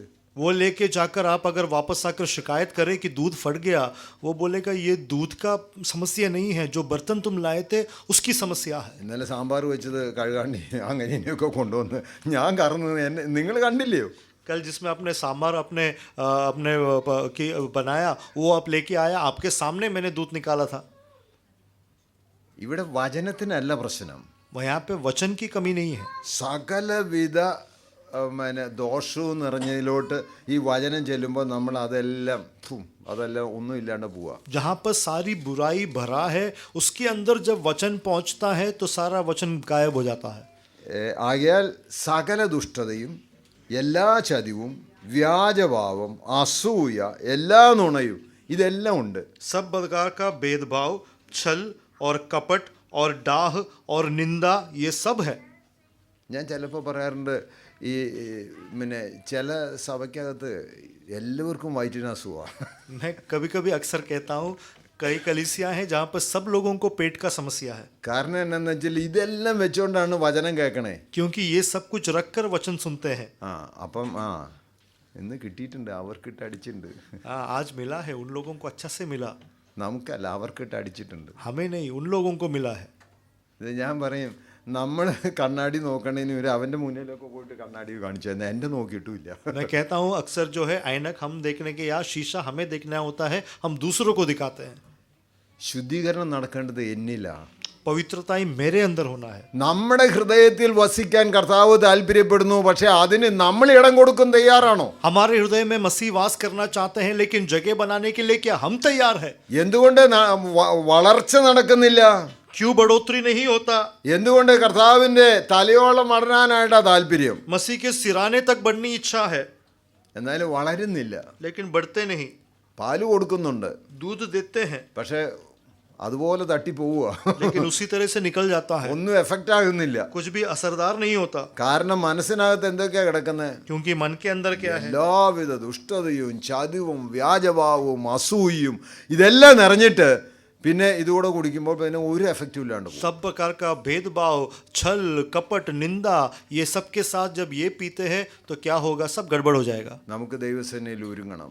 हमें परमेश्वर की उपस्थिति में तैयार होना. കർത്താവേ, അങ്ങ് എന്നിൽ വസിക്കണം. मसीह आप मुझ में वास करना. എന്നിൽ വസിക്കണം കർത്താവേ. मुझ में वास करना. അതിനുവേണ്ടി ഞാൻ ഇതാ എന്നെ തന്നെ ഏൽപ്പിക്കുന്നു എന്ന് പറയണം. और उसके लिए मैं अपने आप को समर्पण करता हूँ. കർത്താവ് വാസ്തവത്തിൽ എന്നിൽ വസിപ്പാനായിട്ട് ഞാൻ ഇടം കൊടുക്കുന്നുണ്ടോ? मसीह मुझ में वास करने के लिए क्या मैं जगह बनाता हूँ? എങ്കിൽ മാത്രമേ കർത്താവിന് വേണ്ടി പോകാൻ കഴിയൂ. अगर ऐसा है तो ही मसीह के लिए जा सकते हैं. അങ്ങനെ കർത്താവിന് വേണ്ടി പോകുമ്പോൾ പ്രയാസങ്ങൾ ധാരാളം ഉണ്ടാകാം. इस तरह मसीह के लिए जब जाएंगे तो बहुत से मुश्किलात का सामना करना होगा. പക്ഷെ ഭാരപ്പെടേണ്ട.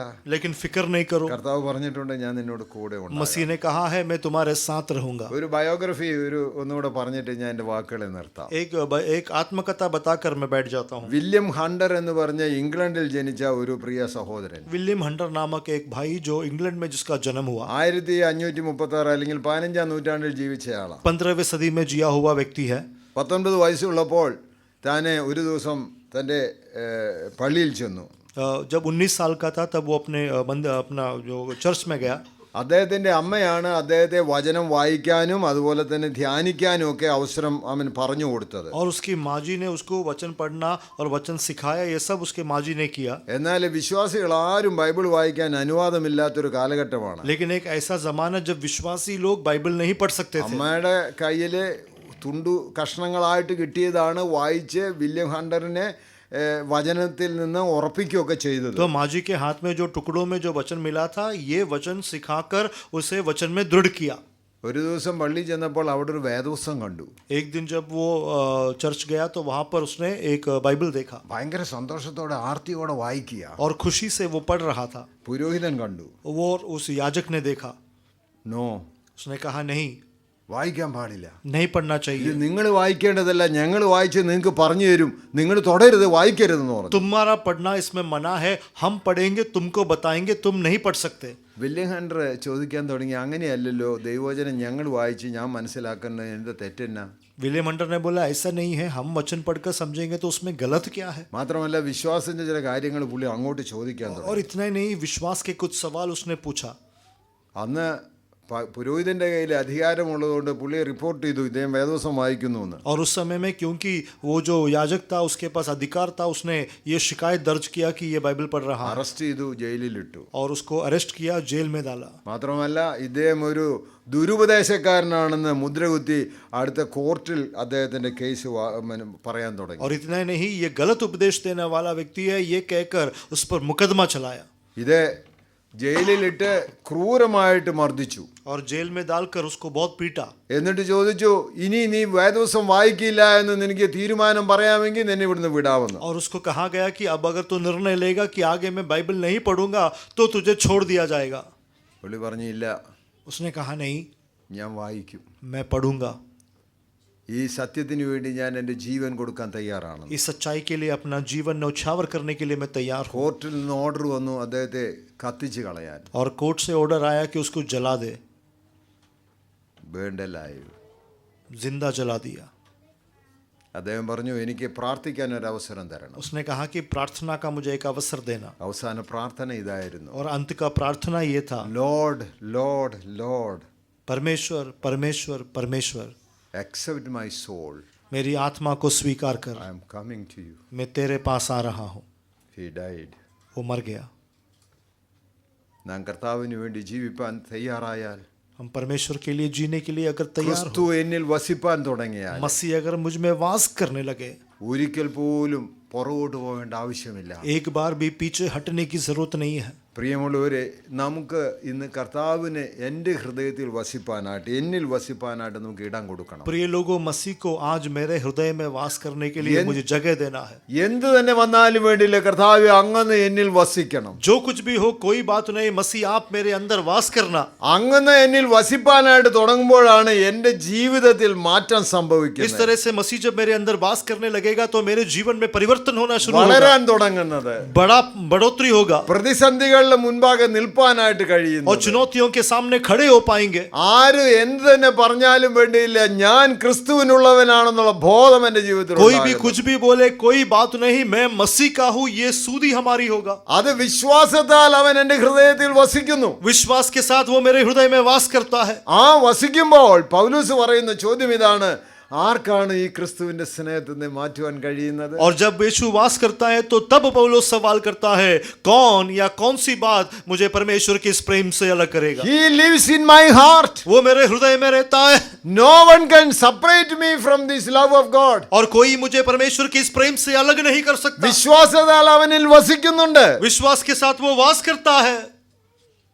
ഇതിന്റെ അനുഭവങ്ങളാണ് ഞാൻ പിന്നെ ജോസഫിൻ്റെ അനുഭവത്തിലൂടെ, അതുപോലെ തന്നെ ഇത് ഐസക്കിൻ്റെ അനുഭവത്തിലൂടെ ഒക്കെ നമ്മൾ വായിക്കുന്ന ഇതാണ്, എന്ത് തന്നെ വന്നാലും വേണ്ടിയില്ല ക്രിസ്തു എന്നിൽ വാസം ചെയ്യുന്നു. यूसुफ के अनुभव के द्वारा, इसहाक के अनुभव के द्वारा हम यही देखते हैं, जो कुछ भी हो मसीह मुझ में वास करता है. അവരുടെ പ്രതികരണം മുഴുവൻ ഇതാ, കർത്താവിൻ്റെ ഒരു പ്രതീകങ്ങളായിട്ടാണ് ഞങ്ങൾ उनके ജീവിക്കുന്നത്. प्रतिकरण सब, उसकी प्रतिक्रिया, हम मसीह का प्रतिनिधित्व करते जीते हैं. इस तरह से जीवन को जिया. പൗലോസ് അപ്പോസ്തലൻ സാധനങ്ങൾക്ക് വേണ്ടി പ്രാർത്ഥിക്കുന്നില്ല. पौलुस अपोस्तल जो है कभी भी आर्थिक विषयों के लिए प्रार्थना नहीं करता. സമ്പത്തിനെ കുറിച്ച് താൻ ഒട്ടും ബോധേടല്ല. धन के बारे में बिल्कुल भी चिंता नहीं है. പിന്നെ എന്താണ് പ്രാർത്ഥിക്കുന്നത്? फिर क्या प्रार्थना करता है? കർത്താവേ, അങ്ങ് എന്നിൽ വസിക്കണം. मसीह आप मुझ में वास करना. അത് എന്നിൽ വസിക്കാനായിട്ട് ഞാൻ ഇതാ എന്നെ തന്നെ ഏൽപ്പിക്കുന്നു എന്നാ പറയുന്നത്. मुझ में वास करने के लिए मैं अपने आप को सौंप देता हूँ. പൗലോസ് പറയുന്നുണ്ട്, ഞാൻ ദരിദ്രനെങ്കിലും പലരെയും സമ്പന്നനാക്കുന്നവനാണ്. पौलुस कहता है, मैं निर्धन हूँ लेकिन कई लोगों को मैं धनी बनाता हूँ. ക്രിസ്തു എന്നിൽ വസിക്കുന്ന അവസരത്തിൽ ഐ ആം സാറ്റിസ്ഫൈഡ് ആണ്, ഞാൻ കംപ്ലൈന്റ് ഇല്ലാത്തവനാണ്. मसीह जब मुझमें वास करता हूँ तो मैं संतृप्त हूँ, मुझे कोई शिकायत नहीं. എപ്പോഴും സന്തോഷിക്കുന്നവനാണ്. हमेशा मैं आनंदित हूँ. നമ്മുടെ ജീവിതത്തെ ദൈവത്തിൽ പരിശോധിക്കാം. हमारा जीवन को परमेश्वर के सामने हम जांचे. എന്നിട്ട് ചോദിക്കണം, ഞാൻ എപ്രകാരം ജീവിക്കുന്ന വ്യക്തിയാണ്? फिर सवाल करना है, मैं कैसे जीने वाला व्यक्ति हूँ. പണ്ട് ഞാൻ ജാതീയനായിട്ട് ജീവിച്ചു. पहला मैं जाति बनकर जिया. അന്ന് എനിക്ക് അറിയില്ലായിരുന്നു ഞാൻ ആരാണെന്ന്. उस समय मैं नहीं जानता था कि मैं कौन हूँ.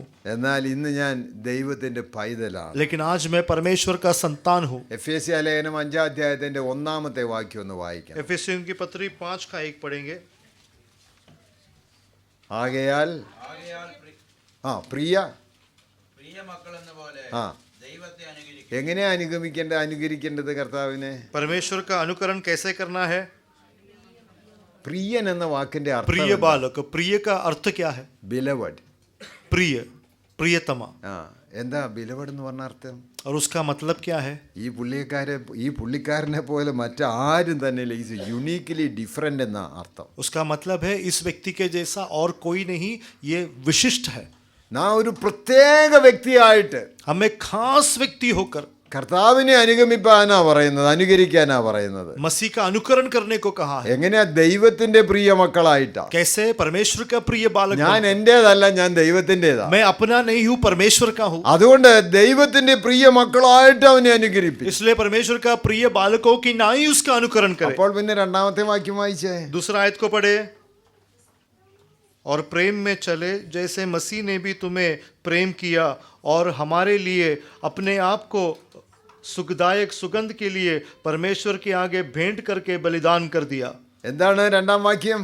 दूसरा आयत क्या है? ക്രിസ്തു നിങ്ങളെ സ്നേഹിച്ച് ക്രിസ്തു നിങ്ങളെ സ്നേഹിച്ച് നമുക്ക് വേണ്ടി തന്നെത്താൻ ദൈവത്തിന് സൗരഭ്യവാസന ഓ ദൈവത്തിന് സൗരഭ്യവാസനയായി വഴിപാട് യാഗവുമായി അർപ്പിച്ചതുപോലെ ആ സ്നേഹത്തിൽ നടക്കുകയും. അയ്യോ, ഇതൊരു പ്രത്യേകതയാണ് കേട്ടോ. ये खासियत है. യാഗമായിട്ട് സമർപ്പിച്ചിരിക്കുക, बलिदान होकर समर्पण किया. സൗരഭ്യവാസനയായിട്ട്. एक सुखदायक सुगंध की नाई. Completely burned off, no more. पूरी तरह से जल चुका है, अब कुछ नहीं बचा. ഇനി ഇല്ലേ ഇല്ല. अब बिल्कुल नहीं. നമ്മുടെ ജീവിതത്തെ ദൈവസേനയിൽ ഓർപ്പിച്ചുകൊണ്ട് നമുക്കൊന്ന് ചോദിക്കേണ്ടത്, ഈ ക്രിസ്തു എന്നിൽ വസിക്കുന്നുണ്ടോ എന്നാ ചോദിക്കുക. हमारे जीवन को परमेश्वर के सामने समर्पण करके सवाल करना है, क्या ये यीशु मसीह मुझ में बसता है? ക്രിസ്തു എന്നിൽ വസിക്കുന്നെന്ന് വരികിലെ ഒന്നും നമുക്ക് നഷ്ടപ്പെട്ടിട്ടില്ല കേട്ടോ. मसीह अगर हम में वास करते तो हमारे से कोई नुकसान नहीं हुआ है. ഒന്നിനെ കുറിച്ച് നമ്മൾ ഭാരപ്പെടുന്നില്ല. किसी विषय के बारे में हम चिंता नहीं करते. ക്രിസ്തു എന്നിൽ വസിക്കുന്നു. मसीह मुझ में वास करता है. ആരാ എന്താ എങ്ങനെ എങ്ങനെ എന്നുള്ളതല്ല ചോദ്യം. ക്രിസ്തു വസിക്കുന്നുകൊണ്ട് എൻ്റെ പെരുമാറ്റം, എൻ്റെ ഇടപാട്, എൻ്റെ മുഖശോഭ, എൻ്റെ പ്രയാസഘട്ടങ്ങളിലെ ഞാൻ ധൈര്യത്തിൽ നിൽക്കാൻ ദൈവം കൃപ തരുന്നത് ഇതെല്ലാം ക്രിസ്തു എന്നിൽ വസിക്കുന്നുണ്ട്. कौन कैसा क्या है ये कोई मायने नहीं रखता, लेकिन मैं चिंता नहीं करता, मैं संतृप्त हूँ, मैं आनंदित हूँ, और किसी भी मुश्किल परिस्थिति में भी मैं कोई चिंता या डर मुझ में नहीं है. क्यों? क्योंकि मसीह मुझ में जीवित है. ക്രിസ്തു എന്നിൽ ജീവിക്കുന്നു എന്നുള്ളതിൻ്റെ പ്രകടമായ അനുഭവം ജീവിതത്തിൽ നമുക്ക് അനുഭവമാക്കണം. और मसीह मुझ में जीवित है, इसका जो है एक प्रकटीकरण हमारे जीवन के द्वारा अनुभव होना है. ഞാൻ നേരത്തെ പറഞ്ഞ വില്യം ഹണ്ടറിൻ്റെ ജീവിതം 19 വയസ്സേ ഉള്ളൂ. विलियम हंटर का जीवन जो मैंने पहले बताया केवल 19 साल का नौजवान था. 19 വയസ്സുള്ള അദ്ദേഹത്തെ ഇത് തീക്കിരിയാക്കുന്ന അവസരത്തിൽ അദ്ദേഹം പറയുന്നത്, കർത്താവേ അങ്ങയുടെ തിരുസന്നിധിയിലേക്ക് എൻ്റെ ആത്മാവിനെ ഞാൻ ഏൽപ്പിക്കുന്നു എന്ന് പറഞ്ഞിട്ടാണ് താൻ ഇവിടുന്ന് യാത്ര 19 साल പോകുന്നത്. की उम्र में जब उसको जलाने के लिए सुनवाई होती है, उस मरते समय कहता है, हे परमेश्वर तेरी उपस्थिति में मेरी आत्मा को सौंपता हूँ, स्वीकार कर. ചെയ്ത തെറ്റെന്താ? क्या गलती की? വേദപുസ്തകം വായിച്ചെന്ന്. परमेश्वर के वचन को पढ़ा. വേദപുസ്തകം വായിക്കാൻ കർത്താവെ ഇത് കയ്യിൽ എടുക്കുമ്പോൾ ഞാൻ ദൈവത്തെ സ്തുതിക്കണം. वचन पढ़ने के लिए ये जब हाथ में उठाते हो तो प्रभु को धन्यवाद करना. വില്യം ടിൻഡേയിൽ ഈ ബൈബിൾ പരിഭാഷപ്പെടുത്തിയതിൻ്റെ പേരിൽ തന്നെ കത്തിച്ചു കളഞ്ഞു. विलियम टिंडेल क्योंकि उसने बाइबल का अनुवाद किया, उसे भी जला दिया. അദ്ദേഹത്തിൻ്റെ ചില എല്ലുകൾ അവിടെ കുഴിച്ചിട്ടു പ്രിയ സഹോദരന്മാരെ. और प्रिय भाइयों ने उसका कुछ हड्डियां वहां पर गाड़ दिया. 43 വർഷം കഴിഞ്ഞ് ആ എല്ലുകൾ അവർ തുറന്നെടുത്തു. और 43 इयर्स के बाद जो है वहां से उन लोगों ने वो निकाला. അവർ പറഞ്ഞത് ഇദ്ദേഹം പ്രസംഗിക്കുമ്പോൾ പറഞ്ഞിട്ടുണ്ട്, കർത്താവ് വരുന്ന അവസരം ഞാൻ ഉയർത്തെഴുന്നേൽക്കുമെന്ന്. उन्होंने कहा है कि मसीह आने के समय में मैं जी उठूंगा.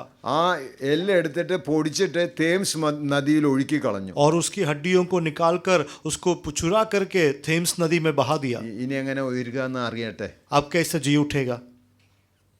ഞാൻ പറയട്ടെ പ്രിയ സഹോദരന്മാരെ, സഹോദരിമാരെ, प्रिय ഈ भाइयों സത്യവേദ പുസ്തകത്തിന് വേണ്ടി ജീവൻ കൊടുത്ത ഒത്തിരി ആളുകളുണ്ട്. इस सत्य वचन के लिए जीवन बलिदान किए हुए अनेक लोग हैं. അതിനൊക്കെ കാരണം ക്രിസ്തു അവരിൽ വസിക്കുന്നു എന്നുള്ളത്. और इनका कारण मसीह उनमें जीवित था. വില്യം ടിൻഡേൽ മരിച്ചു, विलियम टिंडेल मर गया, എന്നാൽ लेकिन ദൈവവചനത്തിന് മരണമില്ല. परमेश्वर का वचन नहीं मरता.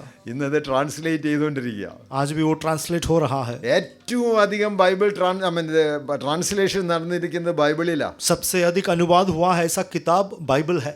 കാരണം ദൈവവചനത്തിന്റെ ശക്തി ഇന്നും നഷ്ടപ്പെട്ടിട്ടില്ല. क्योंकि परमेश्वर के वचन का जो सामर्थ्य है वो आज भी नष्ट नहीं हुआ है. കാരണം കർത്താവ് എന്നിൽ വസിക്കുന്നു. क्योंकि मसीह मुझ में वास करता है. നമുക്ക് ദൈവസേന നമ്മെ തന്നെ ഏൽപ്പിച്ചു. हम परमेश्वर के सामने अपने आप को समर्पण करेंगे. കർത്താവെ അങ്ങ് എന്നിൽ വസിക്കണം. मसीह आप मुझ में वास करना. അത് നിമിത്തം എൻ്റെ ജീവിതത്തിൽ മാറ്റം उस ഉണ്ടാകും. कारण मेरे जीवन में बदलावट ഞാൻ हो. ക്രിസ്തുവിൽ വളരണം. मैं मसीह में बढ़ूं. ഞാൻ ക്രിസ്തുവിന് വേണ്ടി പോകണം. मैं मसीह के लिए जाऊं. അതിനുവേണ്ടി നമുക്ക് സമർപ്പിക്കാം. उसके लिए हम समर्पण करेंगे. ദൈവവചനം അനുഗ്രഹിക്കട്ടെ. परमेश्वर हमको सहायता करे.